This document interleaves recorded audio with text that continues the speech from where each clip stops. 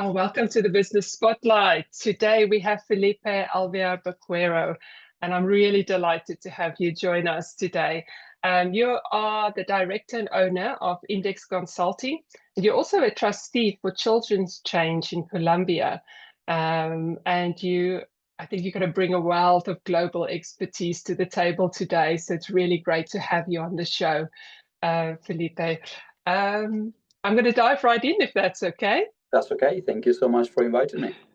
Can you share with us your journey? Well, that's a full question. Let's start. So I grew up in Colombia, in Bogota, where I grew up. And when I was 17, I wanted to learn English. So I finished coming to the UK as a 17-year-old with no English at all, and I loved it. My mom was born in the UK, so I was very privileged to have British nationality since I was born. Started working very quickly, came to an English school and really didn't enjoy it at all. So I went to a job center and got a job because I thought it was the best way to learn English, just mixing with people.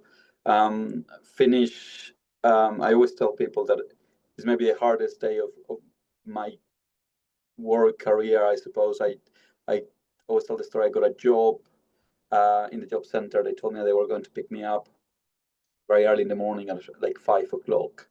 And I was very excited because, of course, I called my mom and I said, look, I got a job. It's great. I'm going to learn a lot of English. And on top of that, I'm going to earn money. And I remember being picked up at 5 o'clock in the morning. And I was taken in this van for 2 hours, got to this massive warehouse. And the job was standing up for about 8 hours just on this huge machine. And all what the machine did was it threw the baskets where you put fruit. And it had these massive plastic sheets that come through at very quick speed, and you had to stack them in 50s. And that was a job for 8 hours. And it was tough, my hands got burned. I was absolutely shattered. And I remember going home and just crying and thinking, God, this is the most difficult job I ever have done. And I only did it for one day. And then I was able to get a job in an amusement park called Dreamland, where I did enjoy it. I worked there for a long time. And then I saw a job in the paper to work for the civil service. Then it was the Department of Work and Pensions. And I thought, well, if you don't apply, you don't take the first step, you never know if they will say yes or no. And I applied and I got the job. So I started working there. And I loved it, was there for a long time. And at night time, I did my A levels. So I started studying English GCSEs and A levels, because I always wanted to study law. So when I was in Colombia, I was going to study law. And after 6 months of being in the UK, my mom said, okay, time to come back home. And I said, no, I want to stay here. And my mom took the very brave decision to say, okay, well, if you are there, I'll come and be with you. We are very close family with my brother and my sister, so they all came. And we started from there. And just to cut the story short of how it happened, so I did my night school. Then I was able to go to university at Kent. Was very lucky to get a training contract with Slaughter and May, where I trained as a solicitor. Did a master's in Oxford. There is the PCL, and then through my career, I finished going through Latham and Watkins after Slaughter's, just because they wanted to open the Latin American kind of connection, and they had project finance. I always went to the project finance, and work in Singapore, New York, and London. And through the work, I became in contact with Index. So Index has been a company has been working in insurance for about 30 odd years. So it's a very established company. I came to Index 11 years ago.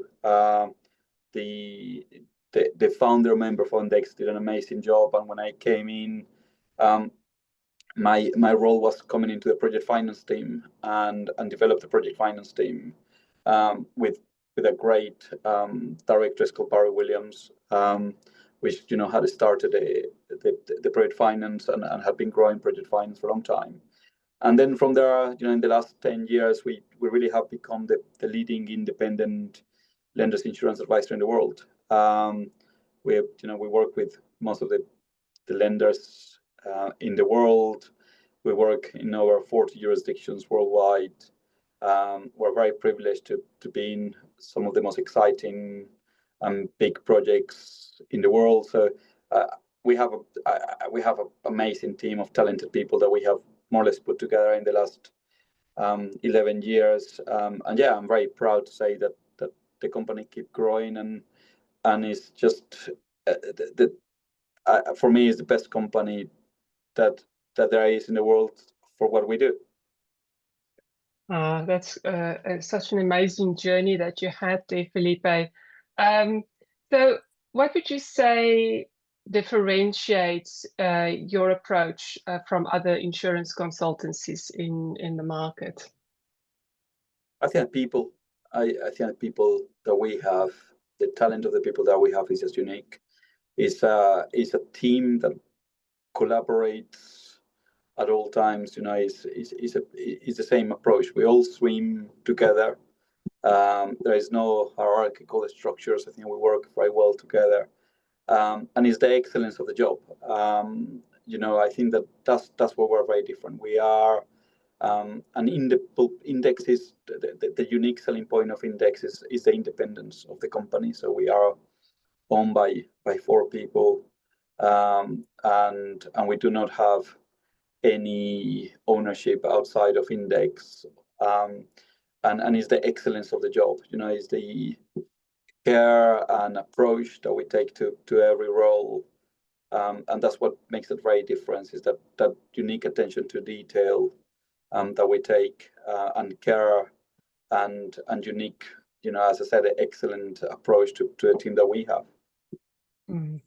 That's such well said, and the people make the difference, don't they, in the end? Oh, absolutely.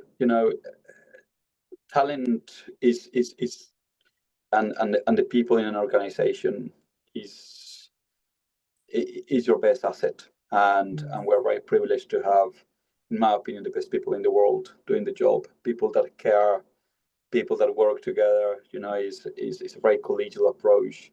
We all care for each other. They really care about the work that they do, and we are in a company that cares about people, right? That's our, as you say, is our best. It's our best asset, and it's a unique asset that we are very privileged to have. Yeah, wonderful. So, Felipe, what would you say are some of the biggest challenges you faced as a business leader, and how did you overcome that? It's a very good question. I think there are 3. I think that is external challenges. The world is a difficult place at the moment, and you just have to, raise to that challenges. There are geopolitical challenges, wars, economic challenges that we all have to face, and you have to keep thinking about how they're going to affect your business and make sure that your business can survive all the challenges. I think that 2, there are internal challenges. As a company, when you grow, you have to make sure that the company grow in a way that is sustainable, that you don't lose the excellence that you have, that you don't lose control, and that you can keep making sure that the culture of an organization doesn't change, but you keep that culture that is so important. And 3 is individually. I think that you have to learn every day and reinvent yourself all the time. Is that is the circle of making sure that you as an individual keep pace, but also that you keep learning, keep challenging yourself, keep reinventing yourself, and keep challenging yourself every day to make sure that you are the best that you can. I absolutely agree with you on that. So on that, what is the biggest lesson you've learned so far? Wow. I think that you can never stop learning and innovating, and that is the biggest challenge. And I think it's a challenge that we all have to learn every day. That you don't know everything. You're always learning, and there are people in there that are better than you in some aspects, and you have to learn from them. And that you cannot, as I said before, you cannot stop just thinking, innovating, and reinventing, because if you don't and you just stand still and take things for granted, very quickly things catch up with you. Yeah, absolutely spot on there. So one piece of advice that you would give to someone starting out in business? Again, I will say maybe 3 or 4 things. One, don't be afraid of doing things differently. I really believe that if you believe in something, you really have to do it, even if it's a mad idea or people think that you're mad. You have to try it. You may fail, but you learn from that failure, and it's really important. And failure is good. I always tell people that failure is good if you learn from it. So don't be afraid of failing. The second one is just, is try it, right? Until you try something, you don't know if it's going to work or not. So you have to try things. Just saying that you're going to do something doesn't take you anywhere. You just have to do the first step and see what happens. You have to try. I also think that you have to work very hard, right? And you have to be able to do everything. I do a lot of talks for children, and I love entrepreneurship, as you may know. And I always say that you have to be prepared to do the easy things, the hard things, and everything that nobody's prepared to do if you really want to succeed. And you have to learn the whole chain of events in your business. And that for me is really important. Is, if you set up a business, you're not there just to manage or to be at the top. You need to be there to know exactly what happens at the bottom, and to be able to communicate to everybody and help people, because you need to have the whole picture. And I think the other thing is, as I was saying before, is you can never stand still. You have to reinvent yourself at all times, and think, how can you improve? Because it's very easy to just think that you have done it all and you know it all, but actually that's not the case, and it's not time to just sit still. You really have to work very hard to reinvent yourself at all times. Yeah, no, that really resonates with me. I think a lot of people will find that helpful. Thank you. It's that saying that if you're not growing, you're dying. So you always have to reinvent and grow. So I absolutely love it. So what changes or trends do you see in your industry? And how are you preparing your business for that? So what does the future look like? As I said before, when we're discussing now is the geopolitical changes, the economical challenges that you have. I think that's something that we all have to look at and think how we're going to change. But for our business, the trajectory is very positive. We continue growing. We hope to continue growing. I think there is challenges in the industry, our talent, recruitment of talent, and that's because I think the industry has lacked for many years, and have not invested in new talent. So very few people have been really trained from the start at the moment. So there is a gap in talent. So I think one of the biggest challenges is training people, getting that people up to pace, and getting people that can do the job. And that's something that we're taking very seriously, and it's important for the growth of our business organically, to make sure that we train people and invest in people very heavily. That is the biggest challenges, or the biggest challenge I see, is making sure that we have the right talent to grow the business, because without that talent, you just cannot grow. That's very interesting, and thanks for sharing that. I think that's true for many industries at the moment. The skill gap, and the lack of talented people out there. biggest piece of advice you've received, Felipe, that you can pass forward, that you can pay forward? I think from my mom, I suppose, my mom is somebody as a, lone parent that I always admire, and she always, told me that, you just have to do it. And I think the biggest piece of advice is you just have to do it. That just do it, right? Yeah. You have to believe in who you are. You have to be yourself, and you have to do it. And as I said before, if something goes wrong, it goes wrong. But you just start again and start again and start again, and you just don't give up. Yeah, absolutely. Wonderful and inspiring advice there. So what inspires you? Oh, many things. I'm inspired by my daughters. So I got three beautiful daughters, and the work that I do is because I want to make sure that they're proud of what I do. Um, Life, just everyday life, just making sure that I feel that I make a difference and I can leave a legacy. I think that's the most important thing in life. Just how do you leave a legacy that will live, right? We are here for a little while, and then how do you leave a legacy that will stand with time? I think that's my biggest inspiration, just leaving a legacy. Wonderful. Best book you've read, or a podcast, or something you've learned that you can share? Oh, that's a great question.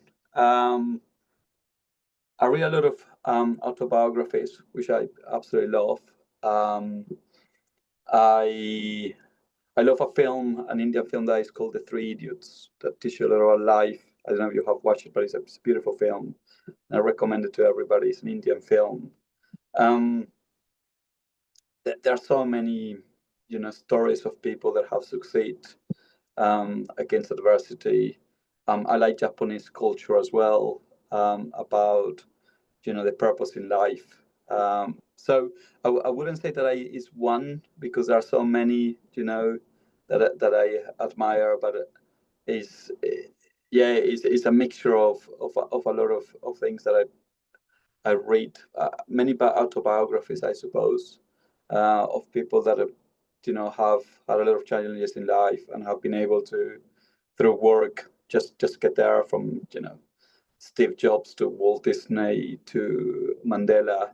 Um, People that through life have have a lot of adversity, but somehow have got there and have become leaders. Yeah, I love that you share autobiographies. I think people tend to think, they have to read business books, but you can learn so much from the life stories of other Absolutely. people. Yeah, I love it. If you could magically improve one area of your business right now, what would it be? Ooh. Um, that's a tough question. Um, I think again, being able to recruit more people, that I think that's the area that I would love to be able to have a magic wand and find more people, because I think that's the biggest challenge that we have, is the recruitment of people. Yeah, I think that magically, if I could, because we're always looking for good people, is have a magic wand that is like, I have found 3-4 more people that can come and join the team. Yeah, oh, excellent. Um, uh, Any latest news? Anything you'd like to mention about what's happening, what you're working on, what's up in the future? I always think that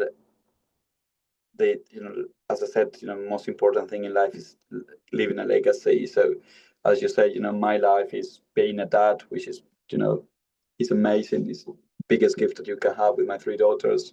Is the work that I do on Index, because I feel that professionally it fulfills me, and I absolutely love what I do. I have to say, is no day in my life that I don't come here and I I love what I do. I enjoy the people I work with, even with all the challenges. I find it incredibly interesting, and I love it. At the end, the work that I do with the charity, I have been in the charity for a very long time. I'm the longest standing trustee, and the difference that we make to children in Colombia. We're the biggest UK charity in the UK, working with Colombia.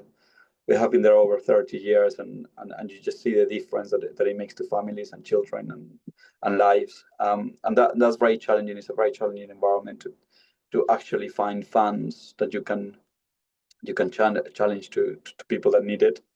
And entrepreneurship, right? We are in an era now where we really need to just get children thinking, and not thinking just in apps and artificial intelligence. Is thinking about who is going to create the next brick, and who is going to invent the new product that change people's lives, on health issues, on living standards. And that's something that also really excites me, being able to just talk to children and say, look, what is the next thing? What makes us exciting? What in life makes you tick and is going to make a difference to people? And yeah, I wish I can do more of that, because I absolutely love it, and I think it's important. Oh, yes, that is really inspiring there to hear. Thank you so much for that. Felipe, I'm so grateful that you came on today and shared your journey and your life and some of the great lessons that you've learned. I really do appreciate it. Pleasure. Thank you so much for having me on your show. Thank you so much. Take care.